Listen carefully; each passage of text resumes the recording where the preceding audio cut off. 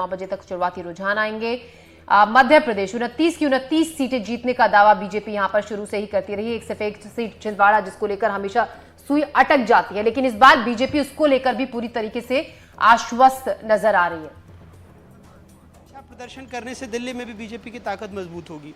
बिल्कुल अनुराग, आपके पास आते रहेंगे। सुबह सुबह आपने तस्वीरें दिखाई हैं, लेकिन देखते हैं कि अगर एग्जिट पोल सही साबित होता है तो कुछ ही देर में यहाँ पर भीड़ जो है वो भी बढ़ने लग जाएगी। हम अब रुक कर रहे हैं दिल्ली में बीजेपी दफ्तर का। हमारे सहयोगी रवीश रंजन शुक्ला वहाँ पर मौजूद हैं। Ravish, good morning. क्या स्थिति वहाँ पर नजर आ रही है? धड़कनें बढ़ी हुई हैं या कॉन्फिडेंट है यहाँ पर पार्टी?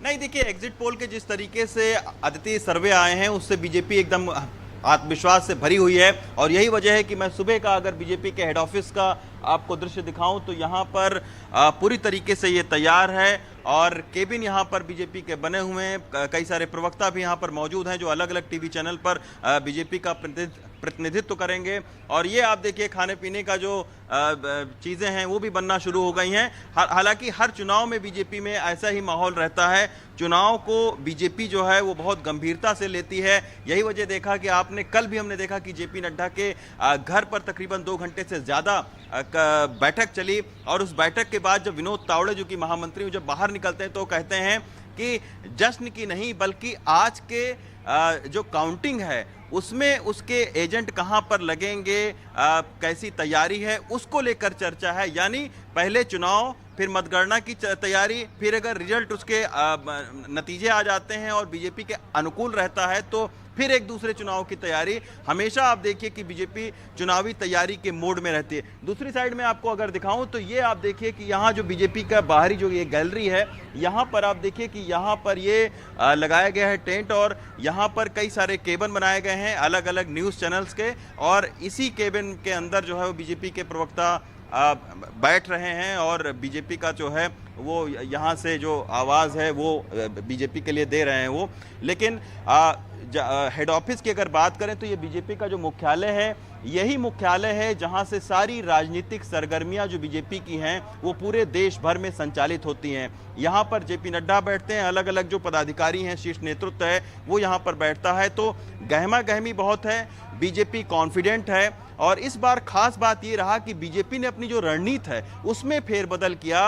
यानी चुनाव की घोषणा होने से पहले ही उसने अपने उम्मीदवारों की घोषणा कर दी। और हम देखते आए कि बीते 3 महीने से लगातार मीटिंग्स का दौर चल रहा है और एक बहुत बड़ी जो मशीनरी है चुनाव की जो बीजेपी ने कार्यकर्ताओं के तौर पर खड़ी कर दी है। यही वजह है कि जो विरोधी पार्टियां हैं उनके लिए एक बड़ी एक चुनौती सियासी रहती है कि किस तरीके से वो, चलिए नैरेटिव तो ठीक है लेकिन जो ग्राउंड वर्कर है वो बीजेपी का जो सबसे ज्यादा सक्रिय रहता है और उसको सक्रिय करने वाला जो शीर्ष नेतृत्व है वो इसी बीजेपी के हेड ऑफिस में बैठता है।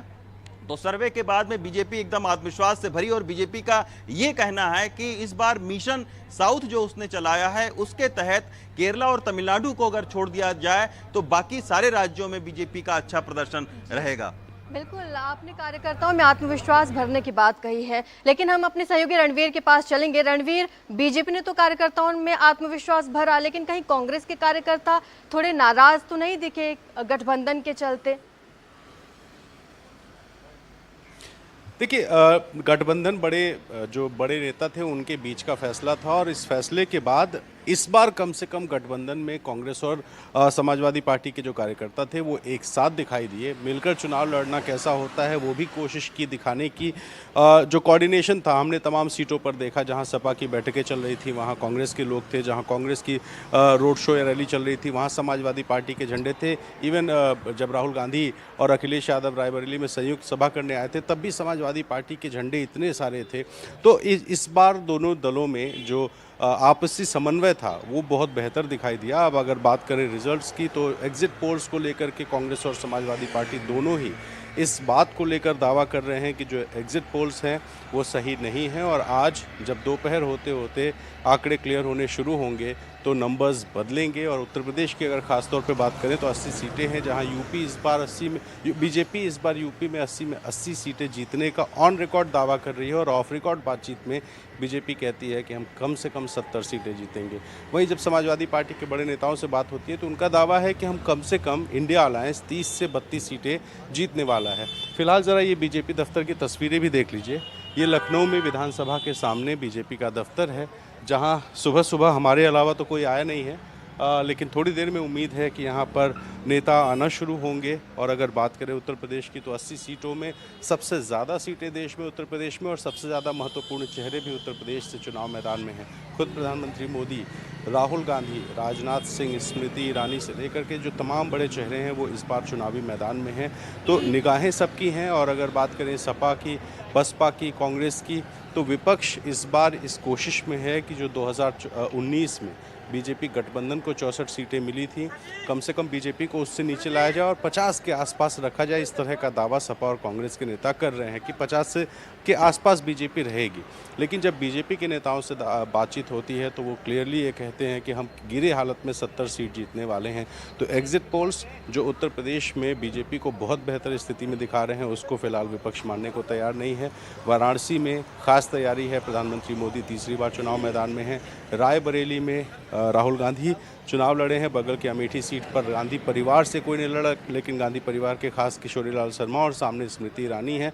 तो लखनऊ से एक सेफ सीट बीजेपी की, जहां से राजनाथ सिंह इस बार चुनाव मैदान में हैं। पास में कन्नौज है, जहां से अखिलेश यादव खुद चुनाव लड़ रहे हैं। मैनपुरी से डिम्पल यादव, उनके परिवार से 3 और सदस्य हैं। आजमगढ़ से धर्मेंद्र यादव हैं। इसके अलावा फिरोजाबाद और बदायूं सीट से भी जो अखिलेश के परिवार के सदस्य हैं वो चुनाव मैदान में हैं। तो अलग अलग उत्तर प्रदेश की अगर हम बात करें तो गाजियाबाद से लेकर गाजीपुर तक अलग अलग समीकरण दिखाई दिए। 7 फेजेज में चुनाव हुए और इस चुनाव खत्म होने के बाद अब जो है आज सबसे बड़ा दिन है, जाहिर है नतीजे आने के साथ साथ इस बीजेपी दफ्तर में जश्न होगा। यहाँ ऐसे ही सन्नाटा। आप सबसे बड़े राज्य में हैं, फैसले की घड़ी आज है, हम इंतजार रहेगा कुछ ही देर में। अब काउंटिंग जो है वो शुरू हो जाएगी। एक बार हम यूपी से अब बिहार का रुख कर लेते हैं। हमारे नेशनल एडिटर मनीष कुमार हमारे साथ हैं।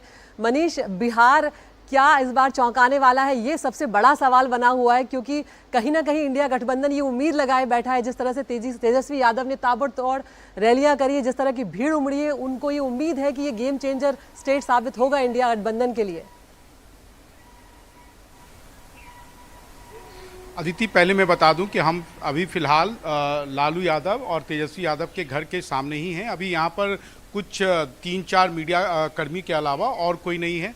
और जैसे जैसे रुझान आएंगे या परिणाम आएंगे उसके बाद यहाँ पर लोगों की संख्या बढ़ेगी या घटेगी। यही वो सड़क है। यहाँ से 2 मकान के बाद, 2 बंगले के बाद में नीतीश कुमार अभी फिलहाल 7 सर्कुलर रोड में रहते हैं। वहाँ भी कमोबेश यहाँ यही स्थिति है। वहाँ कोई मीडिया वाला आपको नहीं दिखेगा। हाँ, एक बात तय है कि इस बार जो एग्जिट पोल के जो रुझान आए हैं उसके अनुसार ये कहा जा रहा है कि महागठबंधन का जो प्रदर्शन है वो काफ़ी बेहतर होगा। काफ़ी बेहतर का अर्थ क्या है? क्योंकि बिहार में जो सामाजिक समीकरण है उस सामाजिक समीकरण के अनुसार जो एनडीए का पलड़ा काफ़ी भारी है। क्योंकि 2019 में आपने देखा था चुनाव परिणाम आए थे, 40 में से 39 सीटें जीतने में कामयाब रहे थे। लेकिन इस बार महागठबंधन ने, खासकर राष्ट्रीय जनता दल ने लेफ्ट पार्टियों के साथ, वो चाहे सीपीआईएमएल हो, सीपीआई हो या सीपीएम हो, और उसके अलावा कांग्रेस के साथ कंप्लीट अलायंस किया था। और ना केवल उन्होंने अलायंस किया अदिति, बल्कि साथ ही साथ जो उन्होंने टिकट का वितरण किया, जो उम्मीदवारों का चयन किया, उसमें सामाजिक समीकरण का काफ़ी ख्याल रखा। खासकर उन्होंने वैसे जातियों के लोगों को उम्मीदवार बनाया जो परंपरागत एनडीए के समर्थक माने जाते हैं। जैसे औरंगाबाद की सीट है, वहाँ से 3 बार से बीजेपी जीत रही है, लेकिन वहाँ पर एक अभय कुशवाहा, जो कुशवाहा जाति से आते हैं, जिसके कारण एनडीए का वोट दरका। उसी प्रकार से मुंगेर की सीट, जहाँ से जनता दल यूनाइटेड के जो वरिष्ठ नेता हैं ललन सिंह, वो वहाँ पर खड़े हैं और वहाँ पर उन्होंने एक महिला को उम्मीदवार उतारा जो कि मंडल जाति से आती हैं, धानुक जाति से आती है, जो कि एक बार फिर जनता दल यूनाइटेड का परंपरागत वोट है। उसी तरीके से वैशाली से बीना देवी जो राजपूत जाति से हैं, उनके सामने में मुन्ना शुक्ला को जो भूमिहार जाति से आते हैं, जिससे कि एक एनडीए के जो परंपरागत वोटर थे वो पहली बार महागठबंधन की तरफ वोट करते हुए दिखे। हाँ, एक बात यह है कि तेजस्वी यादव इस चुनाव में निश्चित रूप से सबसे बड़े क्राउड पुलर थे, लेकिन वो जो जनता थी, जो भीड़ थी, वो क्या वोट थी, वो क्या वोट में तब्दील हुई, वो आज के परिणाम से पता चलेगा। लेकिन निश्चित रूप से ये लग रहा है कि जो एनडीए जो उसके 39 सीटों का एक रिकॉर्ड विक्ट्री थी 2019 में, शायद उसे वो एग्जिट पोल के रुझान के अनुसार वो उसे बरकरार रखने में या उसे कायम रखने में शायद कामयाब नहीं हो पाएगा। अदिति, ये तो रही बिहार की बात, और अब चलिए